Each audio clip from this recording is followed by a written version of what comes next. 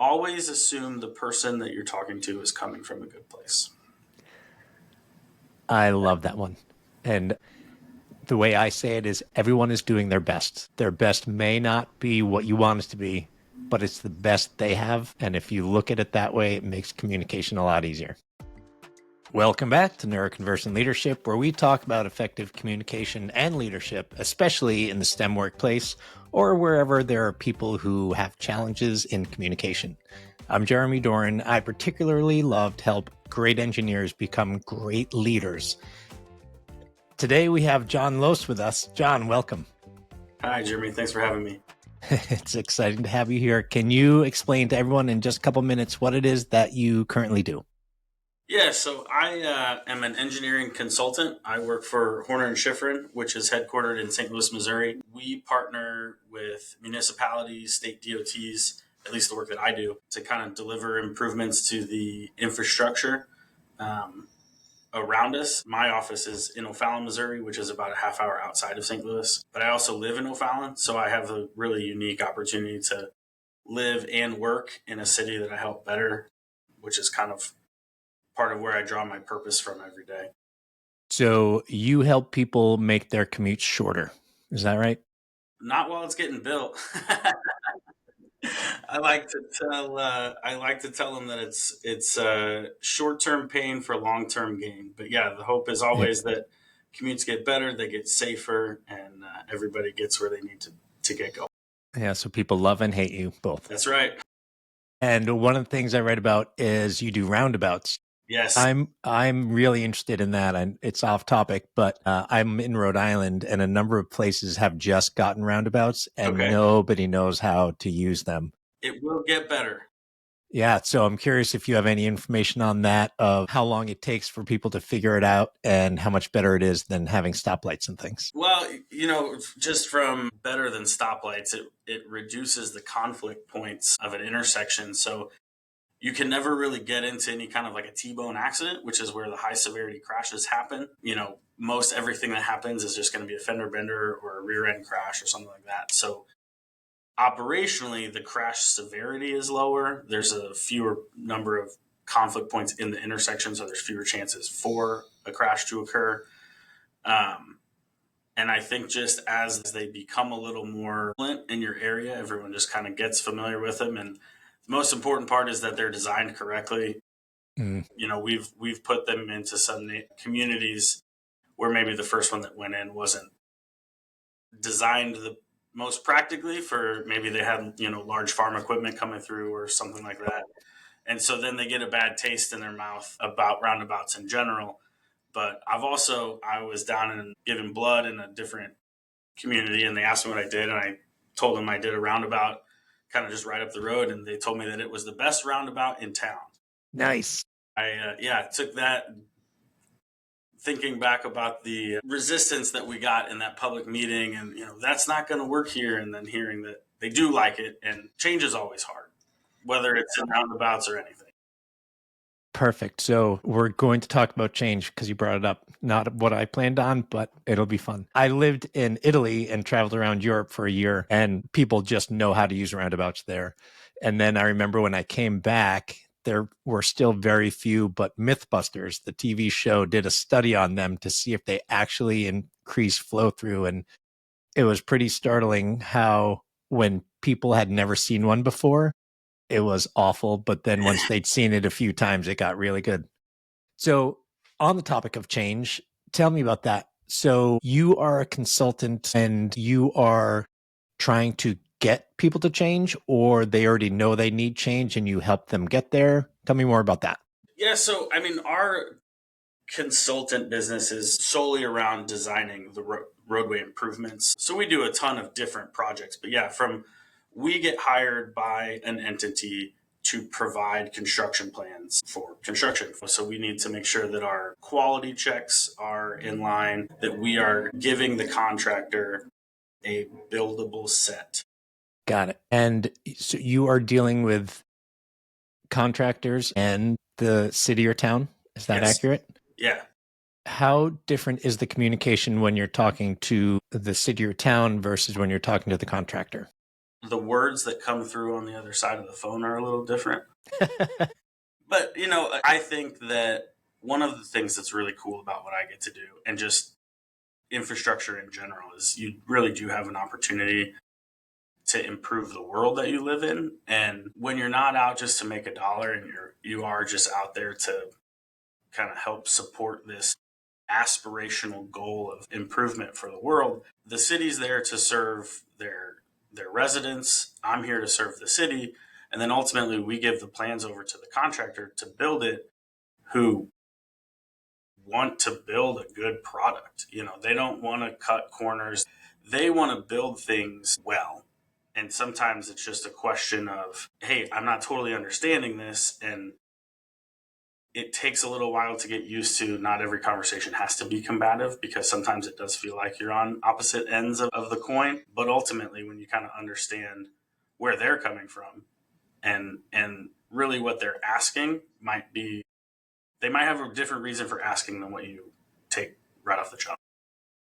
There's a lot in there. So when the other person starts in a combative mode, what are some things you do to try and get it back to working together? I think one of the more effective ones that I've learned recently is restating kind of what you heard from them. Hey, I just want to make sure that I've got this right. Like, you're concerned about X. And I think if that person can understand or see, if you can prove to that person that you truly are listening to them, right? You didn't just pick up the phone to fight with them, but you really are interested in finding a middle ground. That automatically lowers the person's guard, because you've already kind of extended that first olive branch, right? To, hey, let's talk about this. I'm here to figure this out with you together. I love that. Yeah, it's definitely two different things. It's one, you're showing that you're listening, which, like you said, just reduces the stress level, but you're also making sure that you're avoiding misunderstandings, because Yes. once a misunderstanding starts, it's very hard to get back out of it. I've been writing about and talking about a lot lately are people's avoidance of risk. And they feel like it's more important to avoid making a mistake than it is to make the best solution. And this goes back years and years. I remember in investments, people would invest in IBM, and you'd ask them, do you think IBM's the best investment? They say no, but I'm never going to get in trouble for investing in IBM, even though they know something else is better. I'm curious of how that comes into play. It seems like in government, that might be a thing where they would skip over what might be the best solution for the one that's going to cause the least backlash. Is that accurate? Yeah, I'm sure. I think the goal is always to reduce risk, but I don't know. Sometimes you can't eliminate risk, right? So, and I try and keep a good perspective too of, if we've got this at 98%, 95%, or whatever, what is the level of effort that we're going to have to spend to get to remove that like the remaining 5% of risk, versus focusing on the 95% of, hey, this could go well, and let's just be prepared to answer the bell if it rings. And I think your tolerance for risk changes if you're doing a major river crossing or you're doing a sidewalk, right? Like, And it should. Yeah, absolutely, it should. Yeah, absolutely. But I think at Horner and Schifrin and just taking risks is, I mentioned we're 200 people, and so there's a lot of kind of letting people grow and develop, and not always being 100% over their shoulder 100% of the time. And so that inherently is taking a risk, because you try to hire good people and empower them to make their decisions, and then you have to stand up and defend a decision somebody else made, which, like I said, is a risk in and of itself. Yeah, it's interesting. This is along the same lines of the topic that's come up a lot lately, is when someone feels safe and they're in a safe environment, some of the people who are growing within your company can make a decision that may have some risk in it. But if they know they're going to be supported, if it doesn't go perfectly, they know that it can be fixed and they're not going to be axed because of it. It allows them to make better decisions because they're not just constantly trying to make themselves safe because the environment has made them safe. Absolutely. Yeah. if I could tell a story, Always. I was probably 2 or 3 years into my career. It was actually on that roundabout project in that small town. And in construction, the contractor was like, hey, we just put a 36-inch pipe, like a 3 foot tall pipe under this road, and it just ends right off the road. Like, this seems dangerous for cars. And I was like, you're right, it does. But I had been like given, the autonomy to kind of do this roadway design almost independently with checks from my supervisor. But like, I just missed it. And I missed it because it was something I'd never done before. And I got that phone call and I felt like an idiot. But I called my supervisor, who I still work with now, and I just explained to him the situation. And he was like, okay, let's just design our way around it. That's the situation we're in. Nobody got hurt. Let's just fix it and move on. And in that moment, knowing that he had my back and that I was trying the best that I could, and you're not going to be perfect, like, reflecting on that was a very empowering moment for me, just in design, to recognize that, everybody that graduates from an engineering school has good engineering sense. Like, you can't get out of there without it. So empowering those people to just shape that sense in themselves and grow into an engineer, that's one of the things I really. I like it. And were there any steps that they took to make sure that it wouldn't happen again within the company, or just for yourself? Or what was the kind of back analysis that Yeah, I happened? mean, it's just one of those things so it's called the clear zone, right? You can't have obstructions that would hurt a car, whether it's drop offs or fixed obstacles or anything like that outside of the clear zone. So we just took an opportunity as a staff to remind everyone of the design guidelines. You spend so much time thinking about protecting, oh, there's a tree or there's a barrier that we need to protect, and not about actually the things that you're putting in and how those could also create obstacles. So yeah, I just took a time to reflect in one of our department meetings and talk through it that way. And then, for me personally, it's one of those things that's now one of the things that I always check twice, because you don't want to make the same mistake for yourself twice. Yep. Fool me once. Yeah. You talked about everybody getting out of engineering school with just a great base of technical knowledge, essentially. But many of them don't come out with the ability to interact with people as much as some other degrees. But in your role, you are doing a lot of that. You're dealing with contractors, you're dealing with the city. How did you grow into the role that you're in, and where did it start, and how did you get here? Yeah. So, I didn't really, I won't say I didn't want to be an engineer. Kind of didn't want to be an engineer, but I've been more of an extrovert, and kind of, my dad always tells the joke that, the outgoing engineers are the ones that look at the other person's shoes while they're talking. So I just kind of have naturally enjoyed talking to people more than, sitting down and grinding. And so I think that's, as I've transitioned in at Horner and Schifrin, like, into more kind of personnel management and project management, but just less technical button pushing, kind of trying to be that voice that meets people where they're at and with what they're comfortable with, and trying to communicate in a medium that they're comfortable in. I think that's something that I hate to say that I've just naturally been good at it, but that's something that I recognize the importance on and try and stress in my interactions. Are there people who report to you now?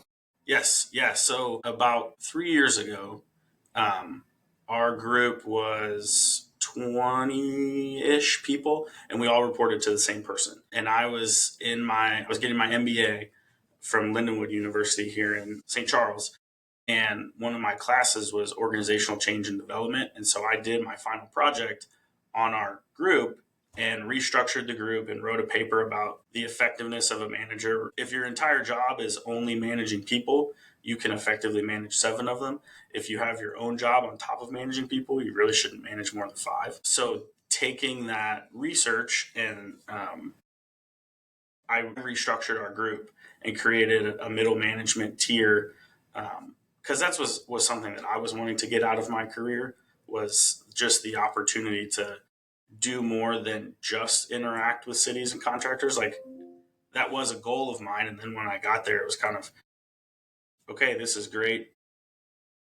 But just in an interest of always trying to challenge myself, I was, wanting to find the next thing. So yeah, I restructured our group in my class and then gave that to my supervisor that I mentioned earlier and was like, what do you think about this? And then that year they rolled it out and restructured our group, and it just kind of, we're in a real severe growth mindset right now. So we've kind of done minor reshufflings, and these titles mean different things almost every year now, but just we've grown the group up to about 47 people now, Wow. in 3 years. So it's been, which you can't continue to everybody answer to one person with Right. 47 people. We couldn't do it 20, but yeah, so I have 4 people that report to me out here in this office. And then that entire group of the managers, there's 10 of us now. We meet monthly, and everybody kind of can report back from their staffs, and it just kind of keeps everybody in congruence moving in the same direction. I love it. I love the fact that you reorganized your group and gave yourself a promotion in the process. Very well done. It's kind of interesting. I live in a house with a couple of teenage boys, and they work in a restaurant, and their mom is always getting them to do that because the people in the restaurant will take suggestions. And if they make a suggestion that is going to help the restaurant and it's going to help them get to focus on what they like to focus on and not do the rest, she's like, they'll take it every time because you just made their life easier by Yes. letting them know what's going to happen, and you helped yourself. It's great. Yeah, and that was like when I was mentioning it, I was focusing on just how this was going to impact me, and that I was going to get a new opportunity for like management, and this was going to be great for my career growth. And I was just thinking about me. And in the first meeting I had with my supervisor, he was like, I don't have to approve as many timesheets anymore. And I was just like, you're right, you don't. And that's a cool new thing for me to, I'm sure I'll probably hate it eventually too, but that's a cool new responsibility for me to feel kind of a part of the next thing. And that's a small thing, timesheets, but just recognizing that when you're trying to communicate change and, hey, these things could be better if we did this, trying to, again, connect that back to how that affects that person. And then just instead of always just saying, hey, I want this, I want to do this because it would be great for me, like, hey, let me help you. You're busy, your primary goal is making this entire company millions of dollars. Like, let me focus on the timesheets, right? Yeah, I love that. And yeah, in your own mind, it's great to think about how is this going to benefit me. But when you're talking to the person, how's it going? Because we're all very self-centered. Yes. And you can't avoid it. And if you tell them how it's going to benefit them, then it's much more likely to go through. Absolutely. Absolutely it is. So in your organization, that's, 10 relatively new managers, what does your company have in place to help people make the transition from individual contributor into a management role? Yeah, so we had, I think, like 3 or 4 meetings with our HR, just, legally, how to handle feedback and interviews and all that stuff to make sure we didn't get into trouble. But a lot of it's just kind of like, for me personally, has been like reading a lot of books, kind of self betterment. But this April, back, whatever, couple 6-7 months ago now, we had a summit of sorts, or we called it a think tank, where everybody did a day and a half almost retreat where we just kind of sat in a room, and our business unit leader had laid out what he was hoping to get out of it, and we just all kind of talked through it, and it was very open. And the thing again about Horner and Schifrin that I really like is that everybody really is working for the betterment of everyone else. Like, it's not a cutthroat company here at all, which I really, really appreciate. So yeah, everybody's always willing to, and almost like overly willing to help other people with working through things, and whatever, as long as you have to be willing to ask, right? And mention that, hey, this is the thing I need, or the thing I'm struggling with. Like, does anybody have any tips? So there's 2 very interesting topics in there. One is being willing to ask. I was just doing a talk to a Future Business Leaders of America group, high schoolers, and my talk was on asking, and it was being willing to ask, which very many people resist. We Yes. don't want to ask. And then when we do ask, we generally don't do it in the right way. We're not, asking for the very specific thing we need. We're just asking for, like, I need help. It's like, Yes. well, you're going to make the other person's life a lot easier if you specify exactly what help you need. And that's the way you're going to get what you want. Yep. Yeah. And I think too, when we restructured and I got the 4 people that report to me, like one of the things that I did almost right away was started making monthly check-ins, not of like a, hey, what have you been doing?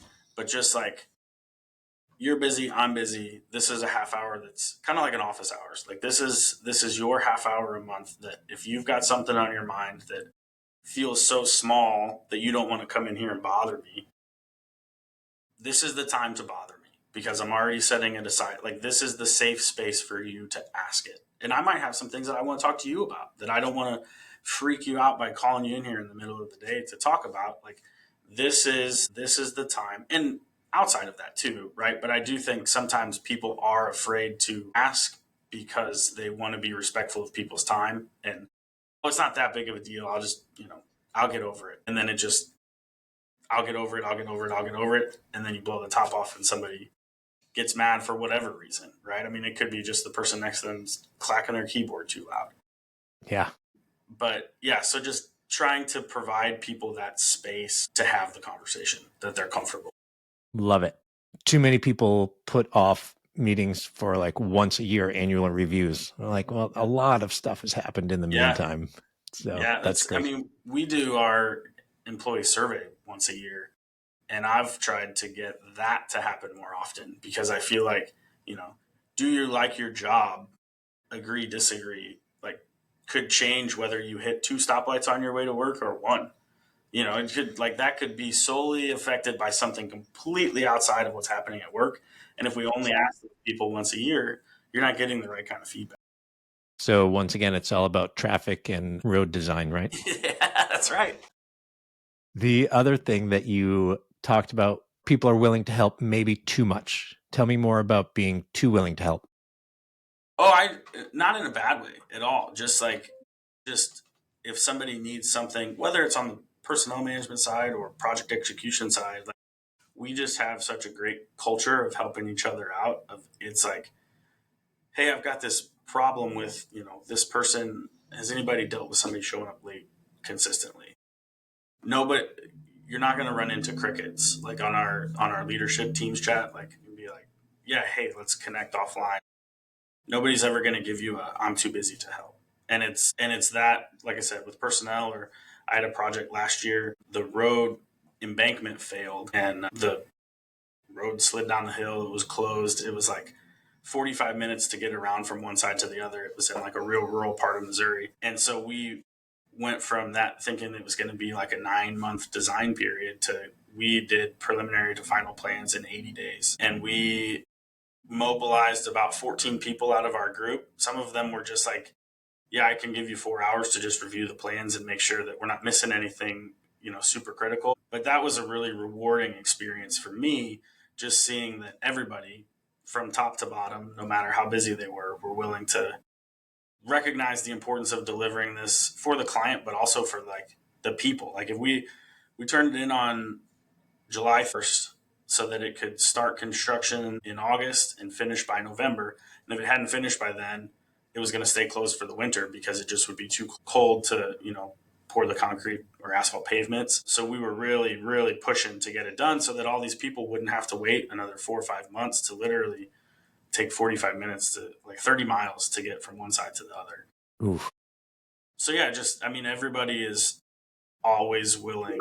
They're willing to put the group above themselves, which is, I think, pretty unique.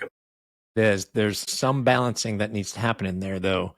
If someone does happen to be working on a project that is more important than the person who is asking for help, like if they're asking for help on a small thing, a lot of people will drop the very important thing they're doing to help someone else with the small thing when really they shouldn't. They Yes. should finish where they are. Yep. Do you ever see that happen there? I don't know that like cutting off your nose to spite your face almost. Like, I think that we do a pretty good job. Every Monday, we circle up as project managers. I think there's like 17 or 18 of us now, and kind of talk through resources for the week. Mm. So that just gives everybody a chance to say, hey, this is my super critical thing. I know you've got this thing going on, but I need these 3 people to finish the fight. Again, it's a super collaborative environment. And so, no, I can't really off the top of my head think about a time that we had to miss one thing to make the other. That's great. It's great that you collaborate and plan it. Yes. And I think it's the spur of the moment asking for something that can cause those problems. So if you plan it out, that's great. You guys have a lot of good processes and culture in place. That's wonderful. Yeah, I think it's due a lot to the longevity of the group. So I've been here for 14 years. Our business unit leaders will be, and assistant business unit leader are both like coming up on 30. There's 2 guys in between us that have been here going on 20. And so that's kind of been the root of like, or the singular trunk of the tree that's grown a lot of these other things. So it's kind of, we all had the same example to lean onto. And so then it's just kind of over the last probably 18 months or so, it's been a little bit of a awakening, seems drastic, but recognizing that the guys that I have stayed here for to work for, whatever, it's like 86% of people say that they don't quit their job, they quit their boss. We don't have the same, the people that report to me and me don't have the same boss. Like the guy that's kept me here is not the one that's going to keep them here. And it's a little bit of pressure on, I feel a little pressure and obligation of the thing that I cherish so much about my job is now my obligation to be that for other people. It's great. That consistency has built a culture that makes you want to do that. And that was something that we talked about at our summit too, of like how we permeate that culture into other offices, especially as we grow and everybody's not coming off of this same singular trunk anymore. And I think it starts in that management group and us staying close and bringing what we find important in that group and then reciprocating it back to our individual groups. Perfect. Communication up and down. Absolutely.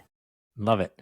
So sadly, we're going to need to start wrapping up. If people wanted to reach out to you, how is a good way for them to connect? Yeah, connect with me on LinkedIn. I love connecting with other professionals and just talking shop. Yeah, find me on LinkedIn. And if Horner Schifrin can do anything for you, visit our website. Yeah, and love to talk more. Great. I'll put those links in the show notes. And one last question is, what do you think is one piece of communication advice that everyone can benefit from? One piece of communication advice. Always assume the person that you're talking to is coming from a good place. I love that one. And I say it, the way I say it is everyone is doing their best. Yeah. Their best may not be what you want it to be, but it's the best they have. They mean as well as they can. And if you look at it that way, it makes communication a lot easier. Absolutely, it is. That's a great one. Jon, thank you so much for joining us today. Yeah, Jeremy, I enjoyed it. Thanks for having me. Thanks for listening to another episode of Neuroconversant Leadership. We're over 100 episodes now. And as mentioned, I'm going to be making some changes. So I would love your feedback on what changes I should make, what things I should add, what things I should take away. Please do me a favor and reach out either on LinkedIn or on my email address, which is jdoran@neuroconversantleadership.com. I look forward to hearing your suggestions. Thanks a lot. Until next time, have a great week.